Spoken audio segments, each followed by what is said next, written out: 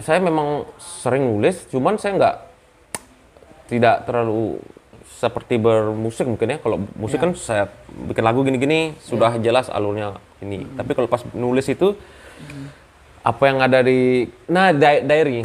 Saya sering nulis gitu. Ya catatan nanti kan. Salah satunya dulu yang saya sering baca, cuma saya agak lupa ya. Almarhum Arswendo siapa ya? Arswendo atau iya, Atmowiloto. Ya, itu salah satunya. Yang apa judulnya, Om? Itu apa ya, tentang rumah Cemara, keluarga Cemara. Oh, yang keluarga Cemara itu, ya. Terus buku apa lagi ya? Selain kalau novel ya Mirawe.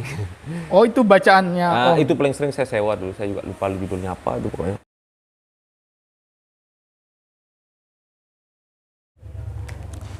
Halo teman-teman semua.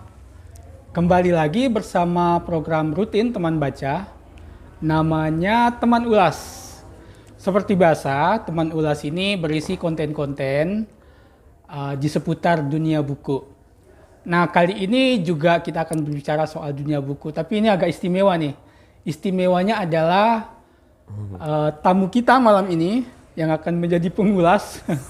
Tamu kita malam ini latar belakangnya lebih dikenal sebagai seorang musisi. Namanya juga kalau untuk ukuran di NTB atau Kota Mataram, sepertinya semua orang atau setidaknya yang senang pada musik pasti tahu. Beliau Doski. Hai, Doski. Dia adalah Sitsya Medfox. Halo. Nah, kami menghadirkan Sitsya Medfox. Memang saya kadang manggilnya Om gitu ya. Dia ini, Sitsya Medfox ini seorang musisi, tapi dia juga menggeluti dunia teks gitu. Dunia teks itu artinya dunia tulis menulis lah. Kayak gitu. Itu hal yang menarik karena menurut kami sih tidak banyak sih teman-teman yang bergerak di musik yang juga menggeluti dunia teks. Sebab itulah kenapa kami undang Om Sid ini untuk memenuhi undangan podcast kami gitu ya. Asik, ya. Oke, Om Sid, terima kasih banyak ya Om sudah Sama-sama. mau datang nih di acara. Udah selesai nih Mas? Baru mulai ya. Pokoknya karakternya kalau podcast sama Om Sid itu siap-siap kita ketawa. Oh.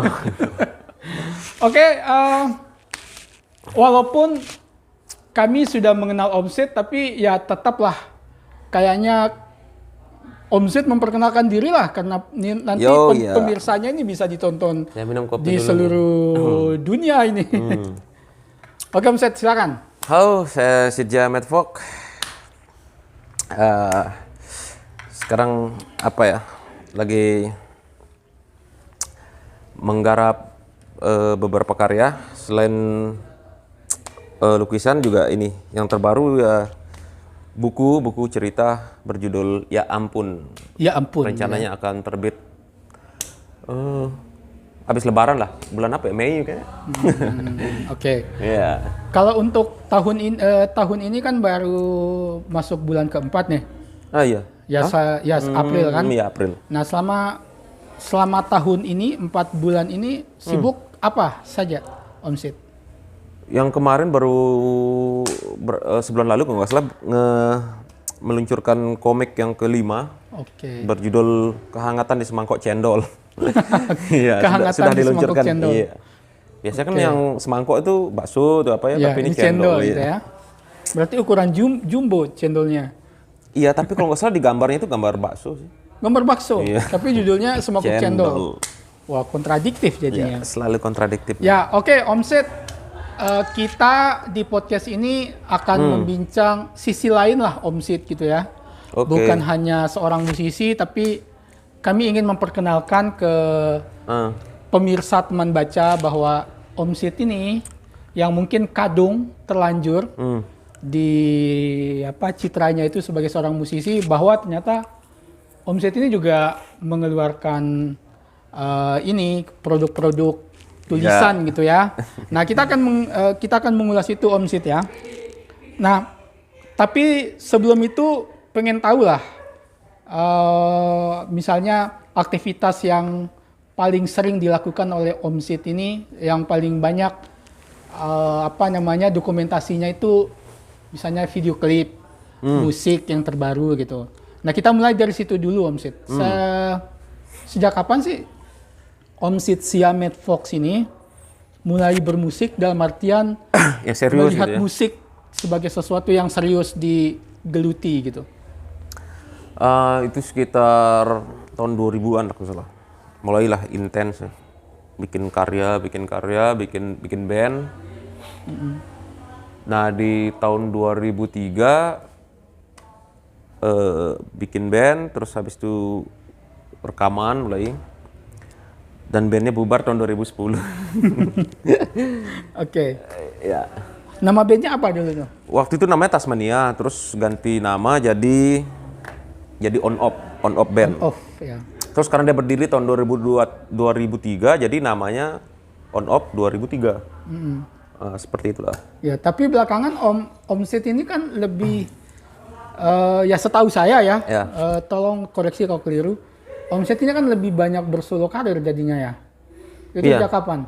Bersolo karir itu tahun 2010 setelah band saya On Off tuh bubar. Akhirnya saya buat solo karir setelah setahun dari sampai 2011. Terus abis itu saya bikin lagi band karena waktu itu saya lumayan ternyata agak oke lah waktu itu setelah bersolo. Terus abis itu saya juga kembali ingin libatin teman-teman yang pernah bantu. Akhirnya saya buat band lagi namanya Rebel Glad sampai 2016, dan 2016 tuh saya mulai intens lah untuk bersolo karir Oke, sampai berarti sekarang. ya solo karirnya itu 2010 itu ya. Ya, itu awal. Cuman sempat kembali lagi ngeband, tapi Ya. 2016 mulai fokus sampai Fokus sekarang. lagi sampai sekarang solo.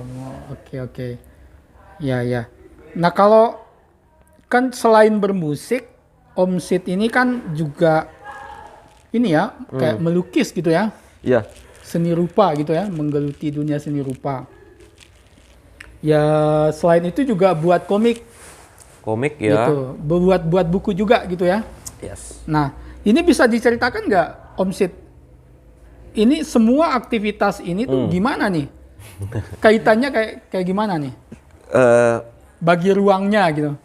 Ya, jadi mungkin ada beberapa karya saya misalnya kayak setelah mungkin yang lebih dominan ke musik ya.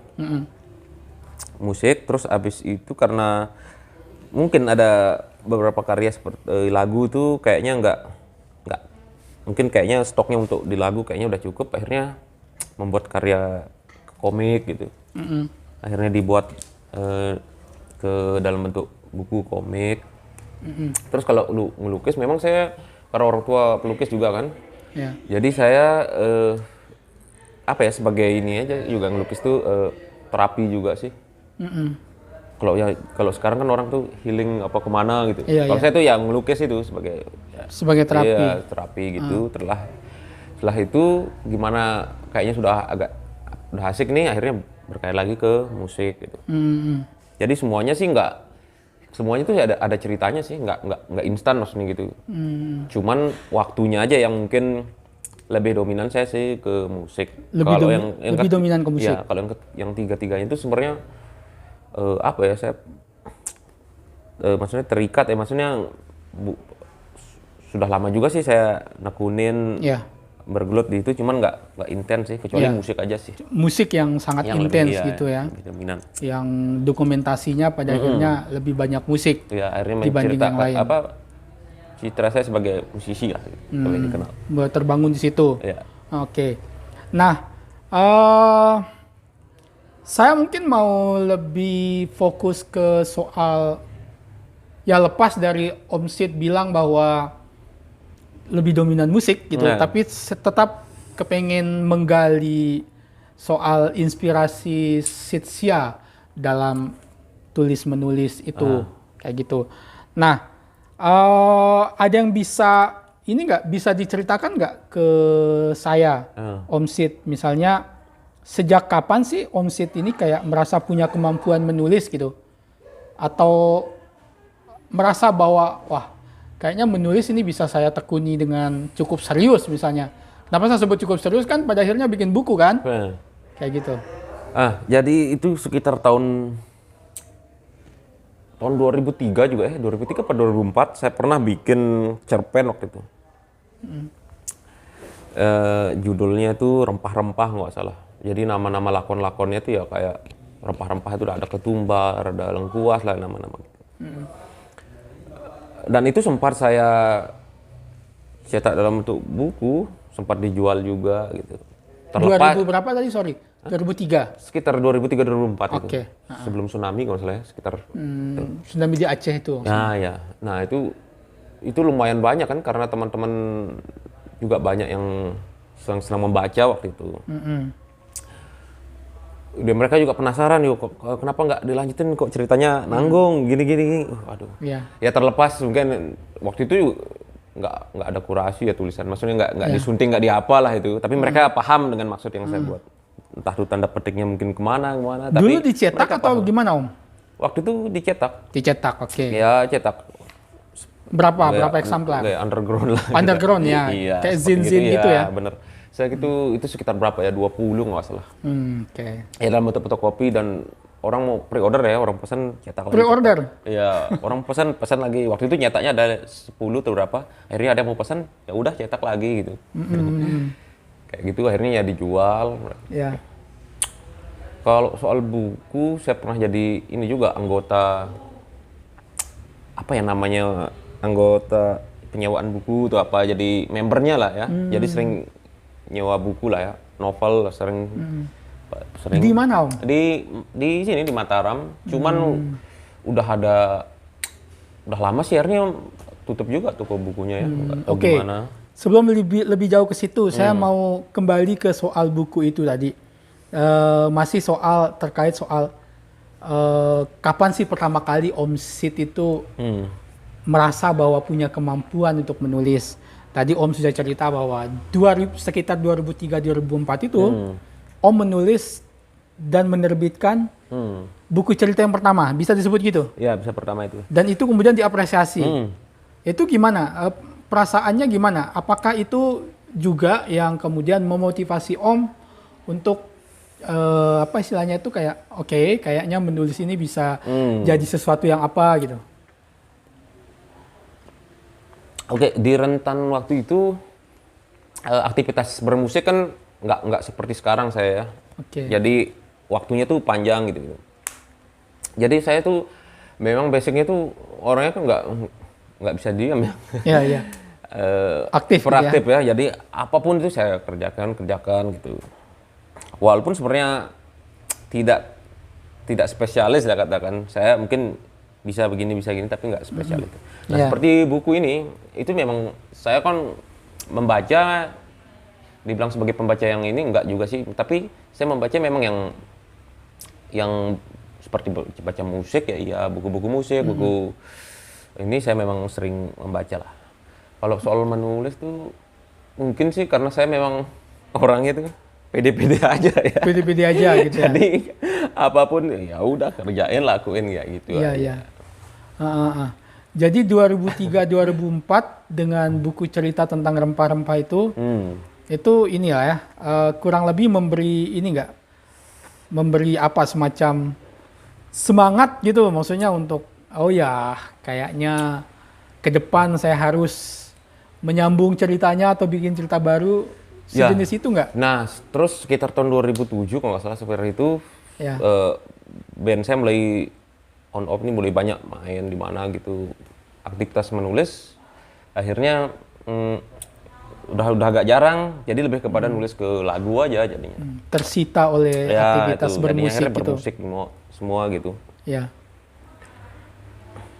Terus sampai sekarang gimana? Bisa diceritakan secara detail 2003 menerbitkan buku gitu. Terus 2007 mulai tersita gitu ya. Iya.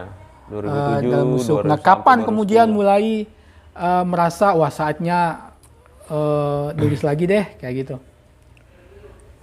Ya dari dulu memang saya kan memang lebih suka itu baca novel ya daripada komik. Dari dulu kepingin bikin karya lah, buku ya, novel lah, cerita. Karena memang juga teman-teman taunya saya kan tuh apa ya, mereka bilang daripada cerita wujudkan aja dalam bentuk fisik misalnya buku gitu. Nah, itu salah satu yang memotivasi saya. Oh ya, ya buat aja lah gitu. Soal gimana urusan belakang Ya. Akhirnya saya buat gitu dan tahun 2000 berapa ya? 2008 apa 2009 saya buat komik yang pertama, maksudnya komik dengan nama Shizuya waktu itu. Iya. Itu juga dicetak dan sempat dijual, habis itu file-filenya hilang, tak kemana mungkin. Itu udah awalnya yang pertama kali saya buat yang komik dengan nama Shizuya. Tapi karena udah hilang ya udah. Jadi saya komik Filenya juga hilang. Iya, karena komputer saya rusak. Jadi komik yang pertama ya yang ini aja, yang komik Shizuya, jadi yang ini. Ini jadi yang komik masih ada pertama. fisiknya gitu. Iya. Dan Tapi sebetulnya Double Gaps. aktivitas menulis komik ini bukan yang pertama. Bukan yang pertama. Oke, cuman Sumbernya karena hilang ya. filenya, sehingga ini yang pertama yang tersisa.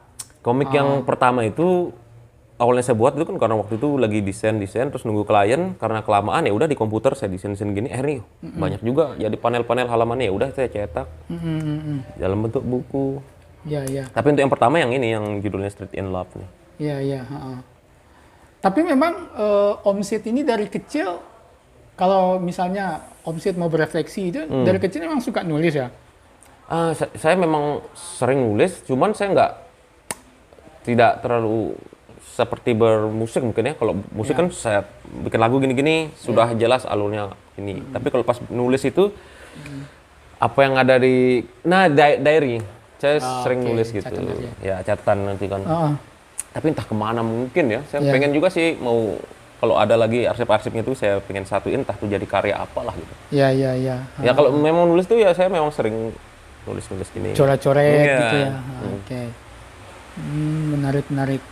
Nah, sejauh ini, ini untuk menulis ya.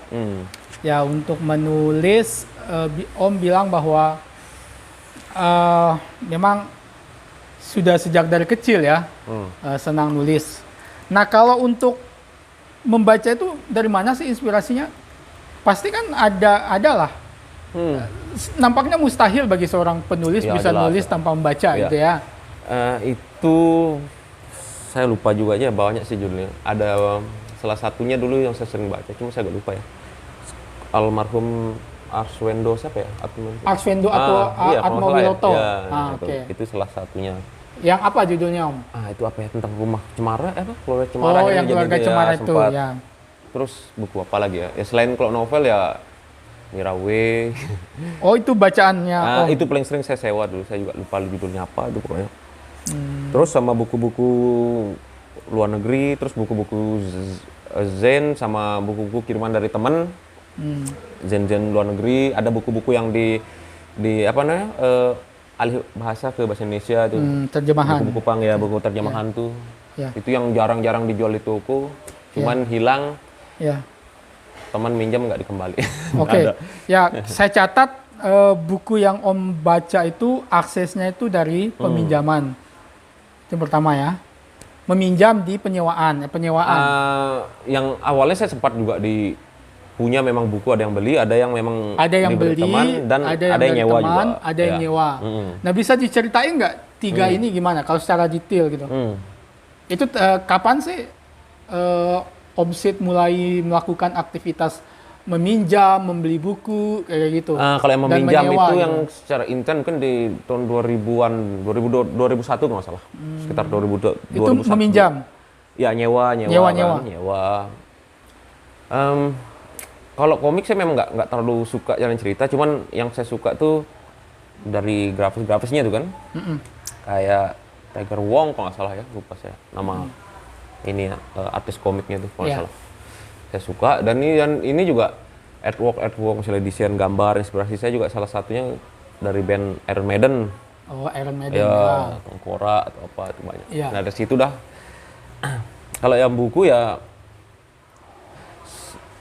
dulu kalau namanya toko bukunya itu tempat nyewa tuh TB Ratih Pratiwi kalau nggak salah. TB Ratih Pratiwi kalau nggak salah. Dimana dulu? Sama Marvel. Itu pernah ada di daerah Cakra, dia pindah. Terus habis itu ada yang di Gomong, Marvel kalau nggak salah.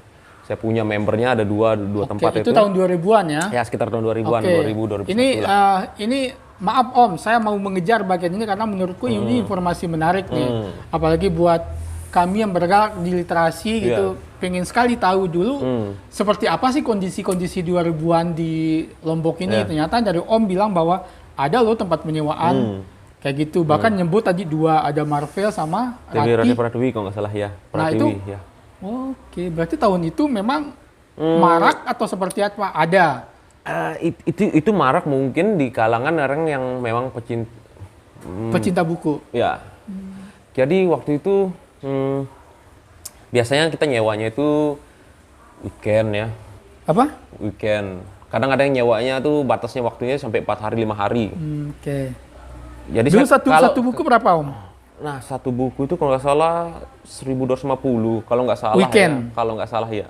Kalau nggak salah sekitar segitu ya. Ya. Kalau salah sekitar mungkin seminggu itu batas waktunya kalau nggak salah seminggu atau 5 hari lah itu ya. Tergantung bukunya ya. Bukunya dia laris agak waktunya tuh agak sedikit durasinya jadi berapa hari gitu. Ya. Nah gitu. Ya kebanyakan yang saya lihat sih orang-orang tuh karena dulu kan misal gadget nggak ada atau apa hiburan ya mereka kan. Akhirnya yang senang-senang baca ya udah berdesak-desakan rame jadi ngantrinya untuk nyewanya. Terus waktu itu ada yang pindah ke Marvel kalau nggak salah juga pindah sampai ke samping Lombok Hardcore waktu itu. Jadi sempat saya waktu itu nongkrong Lombok Hardcore, saya diam-diam mampir ke sebelahnya itu sebelah Lombok Hardcore kan ada penyewaan buku Marvel kalau nggak salah di sana juga. Ya udah nggak dilihat sama teman-teman yang pang atau teman-teman apa itu. Pelan-pelan saya nyewa sana masuk ke toko buku itu. Ya udah nyewa novel gitu. Kenapa harus diam-diam? Ya gimana ya? Takut disebut sebagai kutu buku atau apa Om? Ya mungkin bagi mereka kan oh Ya. apa oh nyewa buku atau apa kenapa nggak ke nongkrong ke kita aja kan dekat itu jaraknya kan sebelahan lagi itu. Tapi waktu itu selain 2 itu ada yang lain nggak Om? Tadi kan Om nyebut kalau yang waktu itu Marvel juga sempat pindah ke samping Lombok Hardcore itu periode masih 2008 kalau nggak salah sekitar gitu. Kalau yang itu karena kan dia pindah-pindah Marvel nih. ya. Kalau yang satu yang Ratih. Nah itu sempat pindah ke Cakra akhirnya dia. Itu di mana waktu itu? Akhirnya ke Cakra. Ya. Pindah. Dan setahu saya kalau nggak salah masih ada ya di Monjok atau di mana. Cuman di rumahnya kalau nggak salah itu penyewaannya kayaknya masih ada kayak di Mataram. Di antara 2 itu sama, mereka menyewakan buku novel. Novel, buku, ya itu. Komik ada. Komik tentu banyak. Komik. Tapi selain 2 itu ada yang lain nggak Golden Om? Boy, apa ya kalau nggak salah. Oh. Selain 2 itu ada nggak sejenis tempat penyewaan buku di Kota Mataram ini? Setahu Om. Kalau setahu saya ya, apalagi di zaman waktu sekitar 2001 2002 itu kan akses kita untuk tahu tempat-tempat gini kan agak susah ya nggak tahu mungkin gimana.